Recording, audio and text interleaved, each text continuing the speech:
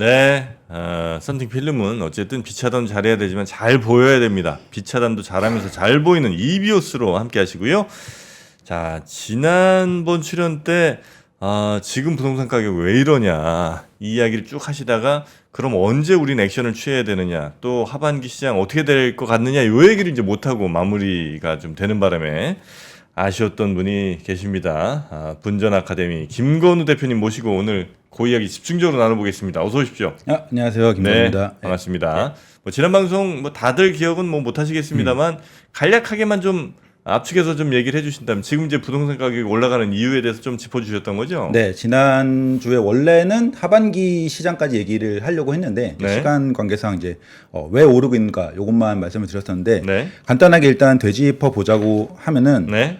일단 가장 기본적으로는 금리의 하락이 가장 셌다, 가장 중요한 요인이었다. 근데 네. 이렇게 말씀을 하니까 금리가 떨어질 때도 집값이 떨어질 때도 있었다. 금리가 다가 아니다. 이렇게 말씀하시는 분들도 계신데 그게 맞아요. 사실은 금리가 완전히 모든 것을 좌우하는 건 아닌데 네. 사실은 그 22년 말하고 23년 초에 굉장히 폭락을 했잖아요. 그 이유가 고금리였어요. 요게 가장 셌거든요. 그러니까 이 문제가 됐던 폭락을 만들었던 요 요소가 해소가 됐다. 그러니까 큰 악재가 해소가 됐다는 차원에서 이번에는 금리가 정말 강력한 금리가 그때 당시 한 5%대 중반에서 지금 3%대 중반 정도로 무려 2%나 떨어지는 과정에서 네. 굉장히 회복세가 그러니까 폭락한 게 회복하는 그런 흐름이 금리가 가장 크게 영향을 미쳤고 또 하나는 올해 자주 반복드리는데 올해 24년은 공급이 매우 적었다. 네. 지금 적은 상태이다. 10월까지는 굉장히 적은 상태이고 네. 물론 25년은 많지만 24년은 굉장히 적었다. 그리고 이런 것들에 따라서 전세가가 상승하고 그러다 보니까 전세가도 떨어지고 전세가도 오르고 집값도 오르고 하니까 무주택자들의 어떤 심리적인 불안감 이런 것들을 건들면서 무주택자들이 신규 진입을 하고 그러니까 올라갔다. 네. 요 정도까지 말씀을 드렸고 근데 약간 이런 얘기를 하고 사람들과 얘기를 나눠보면은 약간 제 생각에는 약간 잘못된 진단들이 있는 것 같아서 요거까지 지금 한 번 더 짚고 넘어가면은 네. 규제 완화나 돈 풀기 때문에 올라간 게 아니냐 요런 이제 지적들이 좀 있어요. 근데 네. 뭐 일부 약간 시그널 그러니까 이거 뭐 사실 야당에서도 민주당에서도 뭐 종부세를 뭐 완화하거나 1주택자는 폐지하거나 이런 얘기들이 오고 가니까 심리적인 건 좀 건드렸을 수도 있는데 네. 실질적인 규제는 별로 완화된 거는 별로 없어요. 그러니까 아주 일부 정말 극단적인 예를 들어서 15억 이상 주택은 대출을 빵원으로 아예 해주질 않는다든지 이런 극단적인 정책들은 완화가 됐는데 네. 정부는 완화를 하고 싶었지만 국회에서 막히면서 거의 다 제지가 되고 현재 남아있는 규제는 꽤 강력하고 그렇게 규제 완화가 정부는 의도는 했지만 실질적으로는 완화가 이루어지지 않아서 지금 규제 완화가 크게 되지 않은 상황에서 실수요들이 움직이면서 올라간 시장이다. 그리고 네. 돈 풀기 같은 경우는 23년에 반등한 거는 특례 보금자리론 같은 걸로 일부 이제 그런 돈이 좀 풀리고 대출을 많이 해주면서 올라간 그런 반등한 경향이 있는데 올해 같은 경우는 특례 보금자리론이 끝난 지도 지금 일반형이 끝난 지도 한 6개월, 7, 8개월 요 정도 되고 네. 신생아 특례론 같은 경우는 지난 방송에서 말씀드렸지만 실질적으로는 별로 집행이 안 되고 있다. 물론 정부는 28조 원의 예산을 책정하면서 많이 풀고 싶어 했는데 사실 뭐 아이도 안 낳고 아이도 안 생기고 뭐 아이를 가지신 분들도 갈아타기는 할지언정 신규 주택을 매수하는 데 쓰진 않고 있어서 실제로 그 신생아 특례론으로 돈이 풀리고 있진 않아요. 그리고 하나 더 말씀드리면은 정부에서 신생아 특례론으로 집을 살 적에 대출을 많이 해주는 정책도 있는데 반대로 집을 안 사고 청약에 굉장한 이점을 줬거든요. 그러니까 집을 꼭 지금 대출을 많이 받아서 사라라는 그런 하고 싶으면은 도움도 주겠다는 것도 있지만 청약에 사실은 저도 맛동산에서 요 신생아 그 청약의 그런 이점 이런 것들에 대해서 다뤘는데 네.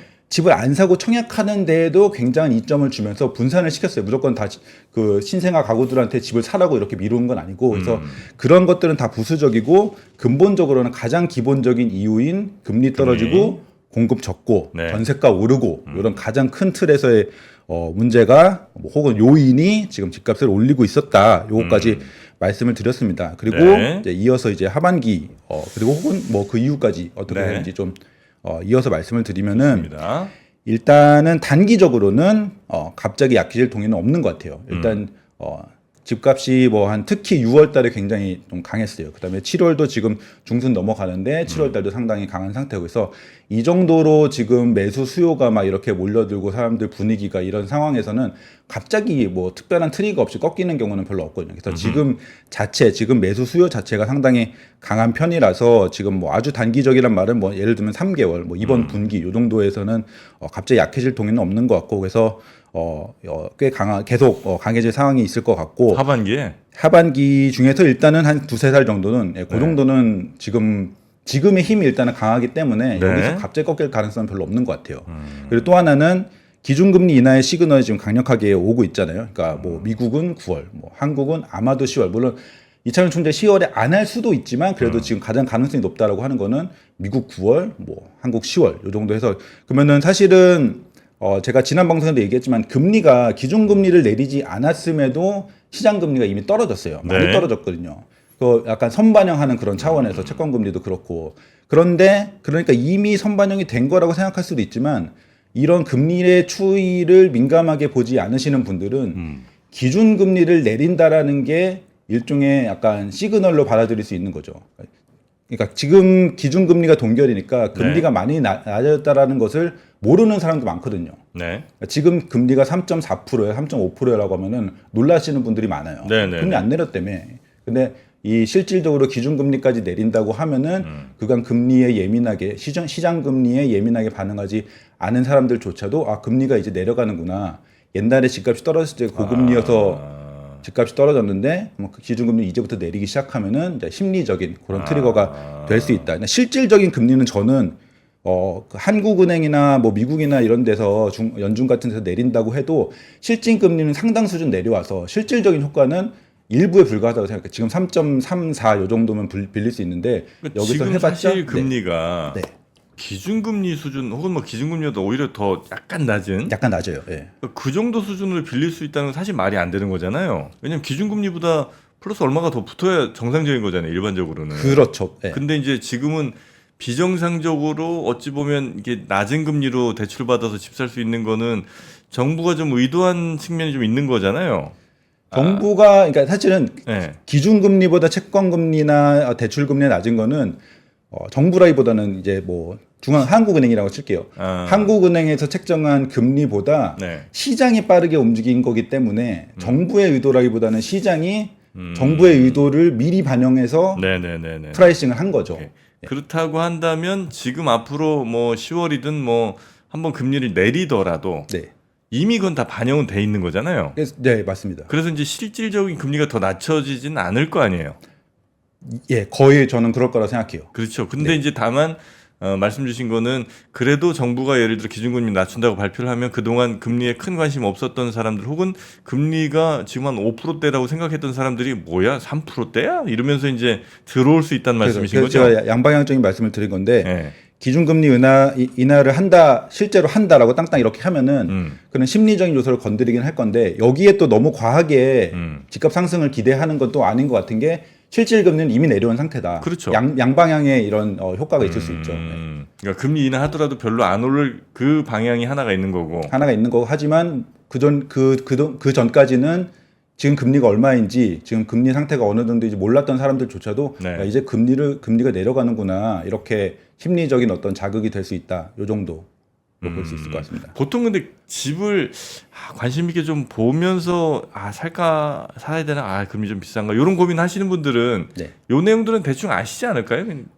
내가 진짜로 집을 곧 사야지라고 생각하시는 분들은 알 수 있겠죠. 그렇겠죠. 근데 이제 별로 관심 없던 분들도 요 소식에 자극될 수는 있다는 말씀이신 거죠? 지금 사실 그러고 있는 것 같아요. 그러니까 요 기준금리 인하 시그널이라고 지금 뭐 향후를 얘기했지만 6월, 7월에도 저는 이게 좀 이런 심리적인 영향이 있었다고 보거든요.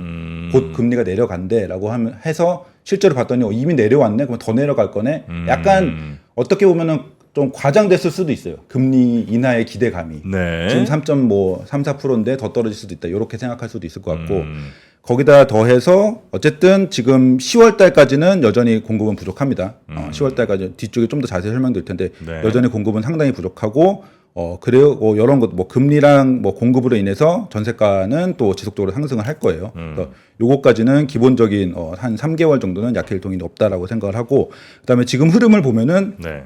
상급지만 막 오르고 있다가, 그러니까 비싼 동네만 많이 오르고 있다가 퍼지는 추이예요. 오히려 약간 지금 강남이나 잠실 이런 데는 신고가를 깨는 그런 흐름은 약간은 주춤, 그러니까 내려갔다라는 게 아니고 약간은 그 거래가 막 터지는 거에서는 조금 주춤한 상황. 근데 약간 좀 퍼지고 있는, 서울에서도 약간 뭐 은평구나 이런 쪽으로 조금 퍼지고 있는 그런 흐름을 좀 보이고, 수도권에서도 뭐 분당, 뭐 판교, 동탄, 과천 요런 데만 조금 오르다가 조금 더 퍼지는 곳, 그다음에 뭐 인천이나 지방 요런 데도 전체적으로 시장이 좋지는 않지만 신축, 뭐 그 동네의 대장 요런 데 중심으로는 오르고 있어서 온기가 퍼지는 그런 흐름으로 해서 전체적으로 전체 시장에서 상승을 한다. 이런 걸로는 아까 말씀드렸듯이 뭐 한 3개월 요 정도는 단기적인 확산 측면에서 이제 상승을 유지할 것 같다라는 생각을 해요. 그래서 이런 차원에서 보면은 지금 사는 것보다 지금 사는 게 뭐 한 2, 3개월 후 사는 것보다 싸게 살 수도 있다고 생각하거든요. 그래서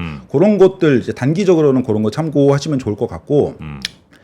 그런데 오늘 약간 제가 평소에 좀 뭐 근 2년간 말씀드린 거랑 약간 다른 얘기를 드릴 수도 있는데, 하지만 이제 강한 반등장이어도 1년 내내 상승하는 경우가 사실은 흔치 않아요.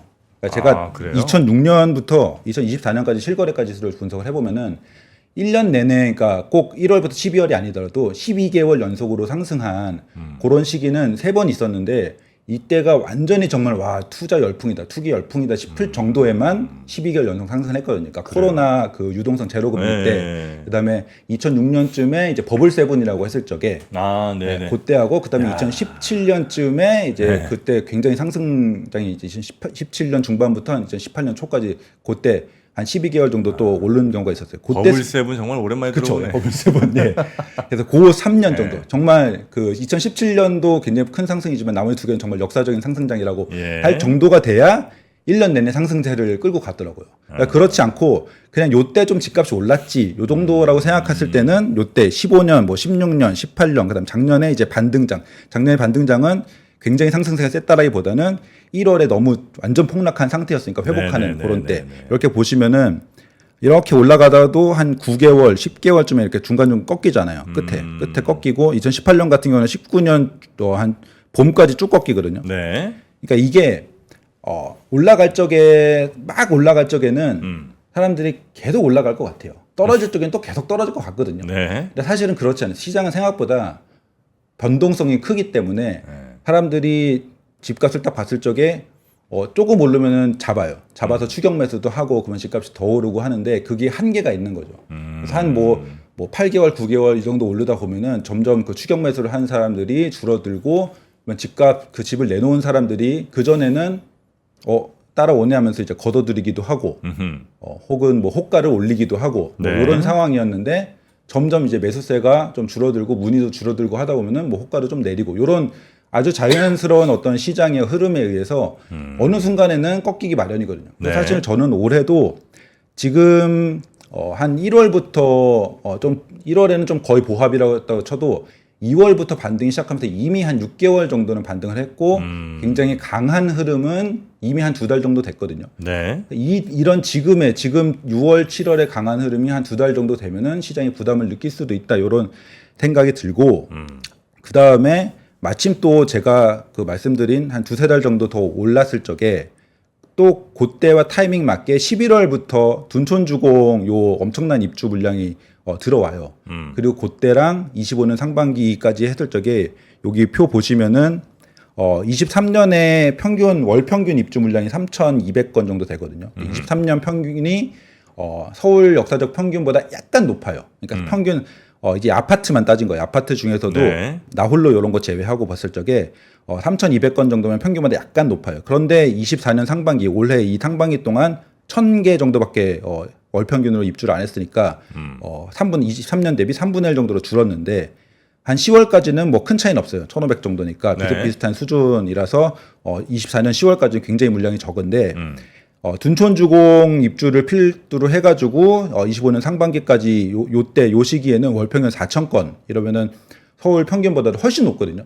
그러니까 물량이 되게 많은 시기가 오고, 그냥 물량이 많은 시기가 오는 걸 떠나서 24년에 크게 반등했던 요인 중 하나가 네. 물량이 감소해서 물량이 부족해서라면은 이게 해결이 되는 걸 넘어서 부담까지 간다라고 하면은 요것은 앞서 말씀드린 많이 오른 것에 대한 부담이 딱 있을 시기. 네네네. 이 정도까지 올랐으면은 이거는 나는 여기까지 못 사겠다라고 사람들이 생각할 시기쯤에 마침 물량까지 이렇게 있기 때문에 저는 단기적이라고 한 거는 뭐 여름 지나서 뭐 한 9월 뭐 예를 들어서 지금부터 3개월, 2, 3개월 요 정도까지는 그때까지는 물량도 부족하고 뭐 금리도 내려간다고 하고 뭐 이러니까 상승세를 유지하지만 실질적인 물량의 효과도 나오고 사람들이 가격이 부담스러워 할 때쯤에는 좀 조정을 받을 수도 있겠다. 그리고 여기 물량 얘기 조금 더 말씀드리면은 요 11월부터 상반기 사실은 25년 하반기도 적진 않거든요. 어쨌든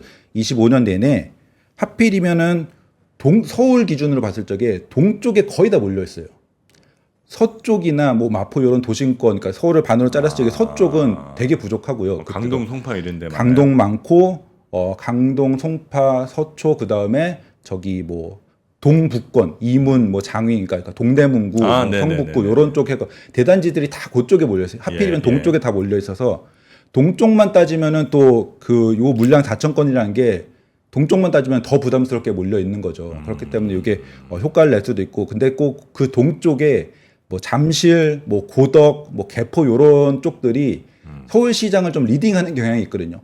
잠실이 오르면은 사람들이 집값이 오르네 이렇게 생각하는 경향들이 좀 있어요. 그래서 실질적으로 데이터를 봐도 잠실 요새는 고덕도 잠실, 고덕 요런 곳들이 먼저 오르면은 다른 곳들이 좀 따라 올라가는 그런 흐름이 있거든요. 네. 그런 딱 그 주변에 물량들이 많기 때문에 이것은 시장에 특히 전월세가에 영향을 줄 가능성이 좀 있다. 이게 전월세가를 엄청 끌어내린다기보다는 지금 전월세 시장을 밀어올리는 게 있는데 그거를 보합 수준으로만 이렇게 꺾어놔도 이런 물량들이 시장의 영향은 매매가 시장에도 영향을 줄 거거든요. 그런 효과들을 꼭 염두에 두셔라라는 말씀을 좀 드리고 싶고 또 하나 여기에 더해서 요새도 스물스물 이제 언론에서도 얘기를 나오고 뭐 여러 뭐 장관이나 뭐 그런 분들한테 인터뷰할 적에도 질문을 하고 하는 게 집값이 오르고 있는데 대책 안 내놓나요? 뭐 규제 안 하나요? 뭐 이런 얘기들 했는데 일단 국토부 장관은 추세적인 상승이 아니니까 개입을 안 하겠다라고 하셨지만 여기서 아까 말씀드린 대로 만약에 두세 달 더 오른다라고 하면은 가만히 있지 않을 거라는 생각은 좀 들긴 해요. 뭐 요새 국토부 장관은 굉장히 규제에 대해서 부정적인 분이지만 뭐 지금 사실 국토부뿐이 아니고 기재부에서 뭐 예를 들면 대출 규제를 더 할 수 있다든지 그다음에 지금 DSR 쪽에서도 지금 뭐 스텔스 DSR 2단계는 이미 예정된 거지만 전세 대출을 이제 DSR에 포함시킨다. 이런 것들을 검토하고 있다. 이런 얘기들이 있잖아요. 근데 지금 이런 상황이면은 검토하고 있는 그 전세 대출 DSR도 충분히 포함을 시킬 수 있다. 물론 이게 시장이 실질적으로 크리티컬하게 흔들진 않는데 이것도 굉장히 심리적인 영향을 줄 수 있거든요. 실질적으로 대출을 엄청 줄이진 못하는데 그것도 제가 뭐 맞동산에서 분석해드린 게 있는데 근데 그게 전세자금 대출 DSR에 포함해? 이러면서 약간 심리적인 아까 말씀드린 대로 이미 가격 부담이 있는 상황에서 이런 규제들이 던져진다고 하면은 또 그러면 좀 기다려볼까? 이런 어떤 심리적인 흐름 이런 것까지 만들 수 있다고 생각해서 이런 것들 앞서 말씀드린 세 가지 뭐 가격의 부담, 물량, 규제 가능성 이런 것들을 합쳤을 적에 이렇게 보면은 하반기에 상승 요인도 물론 있지만 뭐 매수 강도 이미 강하고 금리도 떨어지고 아직 안 오는 것도 많아서 이렇게 확산이 좀 될 것 같고 이런 것들을 하면 이렇게 가능하지만 이런 것들은 뭐 한 3개월 요 정도 하고 그 상태에서 이제 가격이 오른 상태라고 하면은 하락 요인들 이런 지속 상승에 의한 피로도 그다음에 아까 요것도 금리 하락에 대한 예민도가 감소하는 거죠. 그러니까 금리가 최근에 작년 말부터 올해 7월까지 8개월 정도 동안 한 0.8에서 0.9 정도 떨어졌어요. 굉장히 급격하게 떨어졌잖아요. 요 때는 시장이 크게 반응하는데 지금 이미 많이 반영을 했기 때문에 금리가 조금 더 떨어진다고 해도 이미 약간 역치가 그런 차원에서 이제 금리 하락의 예민도가 좀 감소를 하고 그다음에 입주 물량 규제 강화 그다음에 또 하나가 요런 상황에도 불구하고 밀어 올리려면은 투자 수요가 좀 붙어줘야 되는데 투자 수요가 물론 지금 올 초보다 지금이 더 투자 수요 갭 투자 수요가 조금은 많은 상황이지만 이런 어떤 하방 압력을 다 이렇게 물리치고 위로 올릴 만큼의 투자 수요는 들어오기 힘들다고 생각해요. 현재 상황에서는. 그래서 그런 것들을 봤을 적에 일단은 오른다. 일단 오른다고 저는 생각을 해요. 네. 그래서 그다음에 상승 이 덜 된 곳들 지금 생각보다 상승이 덜 된 곳들은 약간 갭을 메울 수도 있고 또 전반적으로 좀 확산 그다음에 추가 상승 이런 것들도 가능은 하다고 생각을 하지만 만약에 지금 집을 사도 될까요라고 물어보면은 그 단지별로 이제 검토를 해가지고 살 수도 있겠다라고 말씀을 드릴 수 있겠는데 만약에 지금 못 사고 뭐 8월 9월이 돼서 지금보다 더 오른 상황에서 지금 집을 살까라고 하면은 저는 부담스러울 것 같다. 부담스러운 것 같다라고 말씀드릴 것 같아서 이런 약간 오르다가 한동안의 조정을 좀 보일 수 있겠다라는 전망을 좀 하고 있습니다. 혹시 이거는 좀 어떻습니까? 뭐 정부 역할이 부동산 가격에 얼마나 영향을 미치는지 뭐 전 잘은 모르겠습니다만 뭔가 부동산 가격이 이 재작년부터 조금 이제 꺾이는 네. 혹은 이제 푹 떨어졌다가 이제 약간 반등하는, 반등하고 다시 그 반등세도 조금 사라질 법할 시점에 네. 정부가 뭐 저 보금자리 뭐 신생아 뭐 이런 거 등등 해갖고 꽤 많은 뭐 한 40조 20몇 조 해갖고 한 60몇 조 그 70조 가까이를 이제 대출 시장으로 풀어버렸잖아요. 네. 이렇게 한 거는 어쨌든 아파트 거래가 많이 되고 혹은 이제 주택 거래 저 부동산 시장 혹은 뭐 건설 경기 시장이 좋아지면 정부 입장에서는 어쨌든 건설 경기가 전체 경제 성장률에 미치는 영향도 꽤 크고 네. 그리고 아파트 거래, 주택 거래가 많이 활성화되면 될수록 세금이 잘 들어올 거 아니에요. 네. 근데 마침 지금 또 올해 세수펑크가 한 20조쯤 날 거잖아요. 네. 세수펑크가 예정돼 있는 상황에서 추가로 더 들어올 게 별로 없는 상황이면 지금이라도 빨리 부동산 경기라도 부양을 시켜서 세금도 좀 땡기고 그 다음에 부동산 경기를 조금 이렇게 부양을 시켜갖고 전체 경제 성장률에서도 조금 더 좋은 성적을 내려는 이런 욕망이 지금 부동산 가격을 일부러 좀 떠받치는 혹은 더 오르게 만드는 그래서 은행 같은 데도 일부러 저 몇 대 몇으로 몇 퍼센트 이상은 고정금리 니네 꼭 줘라. 네네. 그렇게 하면 어쩔 수 없이 저금리로라도 그렇죠. 팔아야 네, 되니까 네, 네, 네. 조장하는 거 아닌가 하는 생각을 결론적으로는 그러니까 저는 약간 하고 있거든요. 네네. 그러니까 그 말씀하신 부분에 만약에 그 부분 때문에 지금의 상승세가 왔다라고 하면은 이제 정부 측면에서 말씀드릴게요. 정부는 정책적으로는 실패를 했다고 봐요. 왜냐하면은 정부가 건설 경기를 살리고 건설사들이나 혹은 뭐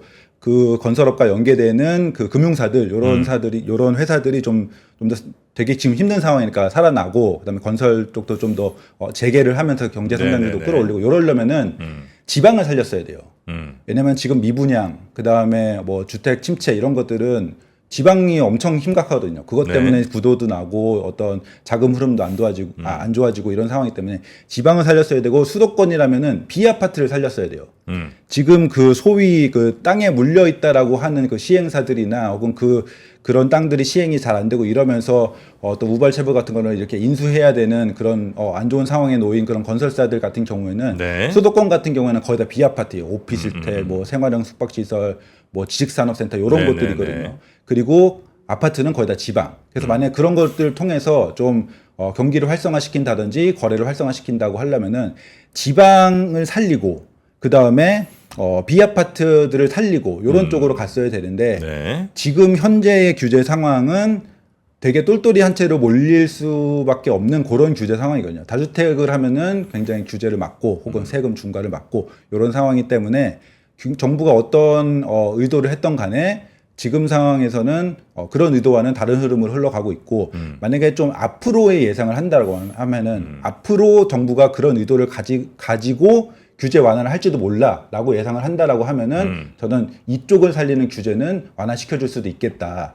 지방을 살리는 혹은 비아파트를 살리는 그런 쪽을 하면은 이쪽에 시세가 정부가 규제로 끌어올리는 거는 네. 지금 앞으로 그럴 수 있는 곳들은 지방이나 비아파트 쪽이다. 이렇게 말씀드릴 수 근데 있습니다. 지방이나 비아파트는 사실상 정부도 살리기가 좀 어렵고 왜냐하면 이미 뭐 인구 소멸 혹은 뭐 인구 줄어드는 뭐 이런 이제 상황들이 많이 벌어지잖아요. 네네. 그리고 지방 아파트들은 가격 해봐야 뭐 3억 5억 뭐 이렇게 이제 하다 보면 실질적으로 1주택 같은 경우 거래해봐야 이게 얼마 되지도 않으니까 네네.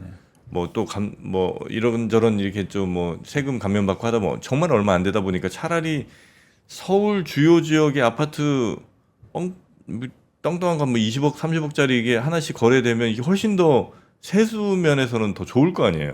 세수 측면에서는 그러니까 그냥 그 개인들한테 걷어들이는 세수 측면에서는 그럴 수 있는데 네.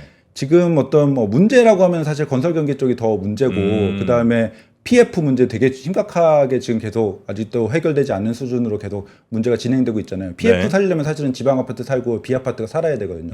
그런 측면에서 어떤 정부가 뭔가를 띄우려고 하면 이쪽을 띄워야 하고 띄워야지 어떤 그런 문제들이 해결되는 모습도 보이고 그러면서 건설 경기가 살아서 이런 기업 쪽에서 들어오는 세수도 좀 늘어날 수 있고 그래서 이런 차원에서는 그런데 지금 말씀하신 대로 뭐 개인한테 걷어들이는 세수는 서울 아파트 뭐 이런 게 걸어되면 더 늘 수는 있지만 아까 전체적으로 봤을 적에는 저는 지방 쪽을 살려야 되는데 지금 그런 거를 안 하고 있다. 그러니까 정부의 의도는 모르겠지만 어쨌든 네네. 그런 이런 뭐 문제를 살려야 되는 이런 차원에서는 의도했다면 실패한 거고 이런 식으로 생각을 하고 있습니다. 네, 알겠습니다. 자, 그러면 이제 하반기 부동산 시장에 있어서 우리 분전님이 보실 때는 1년 내내 한 12개월 연속 오르는 경우는 거의 없더라. 반등 상황이 오더라도 네. 그죠? 예, 강한 반등에 있어서도 12개월 연속 오르는 경우는 없고 이미 한 6개월 정도는 꽤 상승을 했고 네. 여기서 과거 데이터들 살펴볼 때 가더라도 한두 달 정도 후에는 다시 한번 꺾였던 경험들이 좀 많이 있긴 하다. 네. 예, 그러면 지금 이제 7월 그다음에 뭐 8월, 9월 정도까지 설령 가더라도 막 이렇게 더 위로 기대하기는 조금 어려운 상황. 요 정도로 올 하반기를 기대하면 그런 상황에서 이제 물량도 오고 그다음에 규제 얘기 말씀드리자면은 좀 더 말씀드리자면은 사실은 역대 집값을 띄웠다라는 그런 정부들 띄우려고 규제를 완화했다라는 정부들도 집값이 장기간 올랐을 적에 규제를 안 건 정부는 없었어요. 심지어는 빚내서 집 사라라고 했다라고 하는 그 박근혜 정부조차도 2016년 11월에 대책을 꽤 강하게 냈거든요. 그때 지금보다는 약한데 그때 당시 기준은 되게 놀랄 정도로 강한 규제를 냈으니까 이게 뭐 사실은 표 문제도 있고 지지율 문제도 있긴 하니까 집값이 지속적으로 오랐을 때 가만히 있지는 않을 것 같아요. 그래서 규제의 가능성도 있고 물량 문제도 있고 가격 피로도 문제도 있고 하니까 일단은 올해 연말부터 집값이 계속 그 연말을 뚫고 내년까지 집값이 계속 오를 거라는 기대나 그런 전망을 가지고 대출을 많이 끌어가지고 매수를 하기에는 약간 일단은 부담스러운 상황인데 제일 어려운 타이밍은 사실은 지금이죠. 제가 말씀드린 거는 지금보다 더 오르면은 예를 들어 7월, 8월, 9월에 더 오른 상황이면은 이때는 좀 참아도 될 것 같은데 지금 집은 요거는 약간 고민이 많이 되는 그런 상황이고 거기다가 조금 더 길게 보면은 근데 문제는 이제 제가 조정이 올 수도 있다라고 했지 이게 폭락이고 대세 하락장으로 간다라고 말씀드린 건 아닌데 그러면 조정이 온다라고 해도 그러면은 좀 더 길게 본다라고 하면은 그 조정이 만약에 3개월이 갈지 6개월이 갈지 요거까지는 제가 뭐 디테일하게 알 수는 없지만 조금 더 길게 본다라고 하면은 착공수가 지금 너무 적고 그다음에 주택 사업이 너무 시장이 너무 안 되고 있고 3기 신도시 등 공공택지 요런 개발 사업들도 지금 시작이 너무 느려지고 있고 요렇기 때문에 공급 부족의 영향력을 결국은 뭐 26년, 7년, 8월 요럴 때 벗어나기가 좀 쉽지 않을 거라는 생각을 해요. 그러니까 지금 요 착공수를 서울만 가지고 왔는데 지금 23년에 착공수가 거의 지금 통계 집계하는 할 수 있는 그 기간 중에는 최저거든요. 작년 최저고 그 중에서도 이제 다세대 연립 그러니까 그 빌라 같은 곳들은 지금 기본적으로 수요 자체도 꾸준히 적어졌지만 여기다 전세 사기 등 이런 그런 문제로 해서 짓질 않아요 거의. 그래서 요거는 전국적으로 다 빌라를 짓지 않고 요게 아파트 가격에 직접적인 영향을 주지 않더라도 어쨌든 대체 주택으로서 어떤 전월세 가격에 영향을 주는 상황에서 거의 지어지지 않고 있고 해서 전반적으로 집을 너무 짓지 않는다 그렇게 하면은 뭐 26년, 7년, 8년에 공급이 너무 적으니까 그렇게 되면은 지금도 저는 그 지난 방송에서도 쏠림 현상이 어쨌든 선호주택의 상승세에 영향을 지금 미치고 있다라고 말씀을 드렸었는데 공급이 적으면 이 쏠림 현상이 더 사실은 강할 수밖에 없거든요. 그러니까 공급이 많으면은 쏠려도 이 쏠려 있는 신축들이 많으면은 요것들이 이렇게 공급이 많음으로써 이렇게 뭐 분산시켜주는 효과가 있는데 뭐 예를 들면은 제가 2013년에 결혼을 하면서 집을 샀어요. 집을 샀는데 그때 결국은 남들이 집을 왜 사냐 막 이럴 시기였는데 13년이면 그죠. 그때 저는 아파트를 샀는데 아파트를 사기 전에 검토를 한 게 결혼하면서 저는 그때는 이제 대기업의 주니어였는데 그럼에도 빌라 전세부터 알아봤어요. 그다음에 제가 다니던 그 대기업의 다른 분들도 결혼을 하면서 빌라 전세 많이 들어갔거든요. 그렇죠. 예, 예. 그때만 해도. 예. 근데 지금은 사실은 빌라 전세 잘 안 들어가요. 결혼해갖고. 그러니까 예전하고 굉장히 아파트 쏠림 현상, 아파트 중에서도 좀 신축을 선호하는 현상, 이런 것들이 강해지면서 사람들이 선호하는 것이 같아지면은 그 선호하는 그 같은 것들이 가격이 올라갈 수밖에 없거든요. 그래서 사람들이 그리고 우리나라 같은 경우에는 이 아파트나 지역의 서열화가 굉장히 명확하게 매겨져 있어요. 강남 3구, 강남 3구 중에서도 강남 서초, 송파, 마용소 뭐 이렇게 서열화가 되어 있잖아요. 그러면 사람들이 이렇게 내가 여기 살고 있지만 몇 년 후에 돈을 모으면 갈아탈 거라고 하면서 한 방향에 이렇게 보고 있잖아요. 그래서 요 쏠림 현상이 결국은 중장기적으로는 빈집이 많아짐에도 이쪽은 집값이 올라가는 그런 현상.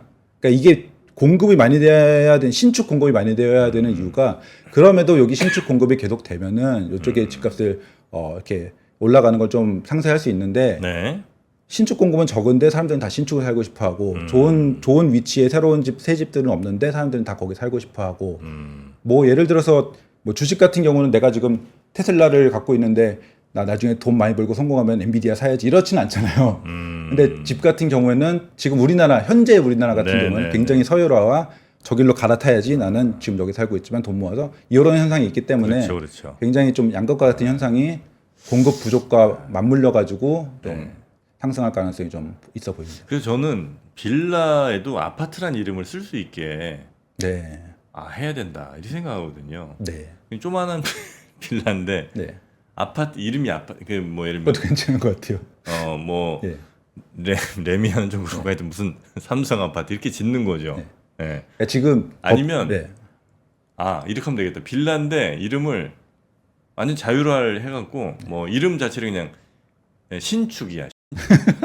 이름이 신축 아파트 이렇게 하면 강남 아파트 아니면 뭐 청담동 아파트 이렇게 이제 좋습니다. 이름을 짓는 네. 걸로 하면 네. 그러니까 저도 너 어디 사니? 너 청담 아파트 사는데요? 어때? 이게 현실화 될 수 있을지 모르겠지만 어쨌든 비아파트를 좀 살리는 방향을 뭐 국토부 장관도 그 얘기를 했어요. 비아파트를 좀 살려야 된다라는 식으로 얘기를 했는데 그런 게 꽤 뭐 집값을 잡는 약간 일부 영향을 미칠 수도 있다라고 생각하게 합니다. 막판 요거는 이제 조금 뭐 농담이었죠. 얼마나 이게 좀 너무 양극화가 심해지니까 이런 얘기까지 하겠습니까? 근데 예전에 보면 동 이름도 바꾸잖아요. 네, 아파트 이름도 뭐 삼성동으로 바꾸고. 네. 그리고 뭐 그죠? 흑석동에 있는 아파트가 반포라고 하고 뭐 이런 네, 그런 거 있으니까 빌라는 그런 거 하면 안 돼. 뭐 그럴 수도 있죠. 자, 여튼 오늘은 우리 분전님과 함께 하반기 시장 예측을 좀 해봤고요. 그리고 또 하반기 또 더 멀리 보면 어떻게 될 것인가에 대한 이야기까지 오늘 마무리 좀 했습니다. 네, 앞으로 아마 부동산 뉴스가 굉장히 많이 나올 것 같습니다. 특히 이제 요즘 가격이 너무 심상치 않은 것 같아서 오늘 또 아마 뭐 8월, 9월, 10월 연말까지 계속 부동산 관련된 뉴스들이 나오지 않을까 하는데 우리 분전님 종종 또 출연해 주셔서 이렇게 또 부동산에 관한 정확한 정보들 많이 좀 전해주시기 바라겠습니다. 네, 감사합니다. 네, 고맙습니다. 박근영, 이선영, 서경인, 염승환 투자 마스터들의 세심한 케어로 건강한 투자 습관을 만드세요. 3프로 멤버십 3프로 앱에서 확인하세요.